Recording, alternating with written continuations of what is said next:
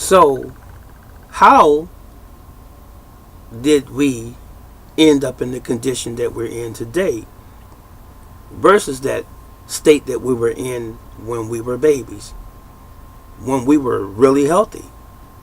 What happened along the way? We began to pick up habits. We began to experience the world in which we were born into, to include the environment. Environment means the physical environment and the social environment, along with the habits and traditions and customs that came along with it. Doesn't necessarily mean that they were good. So, you're born a baby boy or girl. You're healthy in the hospital. Once you go home, your mother, if she chooses to breastfeed you, she does that. If not, she gives you some formula, something that's made in the laboratory. You begin to take on perhaps baby food, something that's made by the food industry. As you begin to grow, you are weaned off of the mother's milk or the formula. You begin to drink store-bought milk, or what we call white milk, homogenized milk. Begin to eat little biscuits made for babies, little finger foods. You begin to get a little older. You started having pre-sweetened cereal, homogenized milk, cookies, candy, pop potato chips, ice cream, all of the things that are customary in your particular environment in your country, America for the most part. And as you become a preteen, teenager, you begin to eat more and more sugary types of snacks and sour and bitter snacks, potato chips and corn chips and cheese puffs and hamburgers and hot dogs.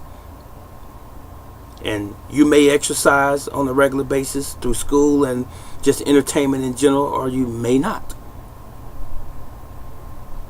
You begin to go out to restaurants, to your McDonald's, your Taco Bells, your Chick-fil-A's, your Kentucky Fried Chicken, your Popeye's Chicken, your pizza joints, ingesting all of this food. Your mom and dad, because they were never taught any different, go to the grocery store and they shop for all of the quick meals, the little nice TV dinners, the pot pies and the frozen meals and the burritos and things of that nature, and the graham crackers and the canned foods and the packaged foods, the ketchups, the hot sauces, the mayonnaises, and so forth.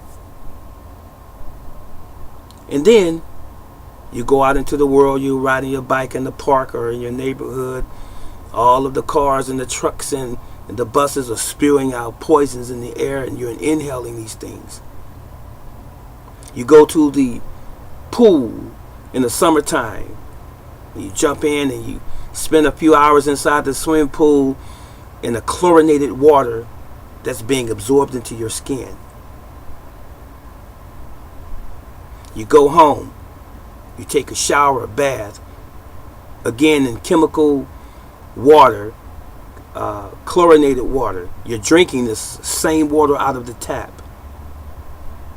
You begin to put on colognes and perfumes and lotions and creams that contain chemicals that are made in laboratories. Smell good. And as you get older, you start cleaning the house. You're using bleaches, pine sols, soaps, detergents to wash your clothes, to wash your dishes, all made of chemicals. You're frying your food in vegetable oil, canola oil, safflower oil, sunflower oil, peanut oil at high temperatures, ingesting all of this food that causes a destabilization inside your body.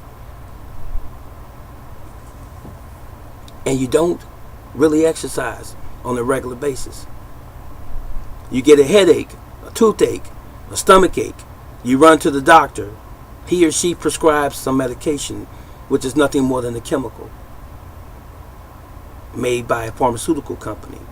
Or you go to the local drugstore, your Walgreens or whatever, and you get an over-the-counter pill for your stomach ache, your bloating, your gas, your heartburn. Now, you still don't know why you have disease. You still don't know why you have cancer. You still don't know why you have debilitating conditions in your adult body now, or even in your teenage body now. I've just scathed the surface. You really do know. Now you do. The question is, what are you going to do about it? These things can be reversed in most instances.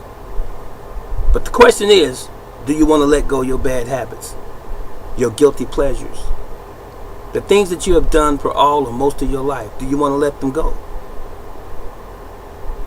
If you do, then you are espousing good health.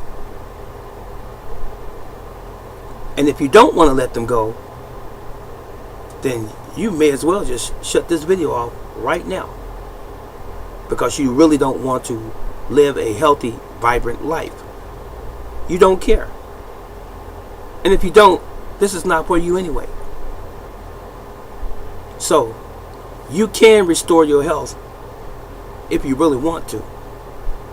All it takes is you taking or making the first step. So look at the comparison again, or the contrast. When you were a baby, you were healthy. And now you're an adult and you're full of disease.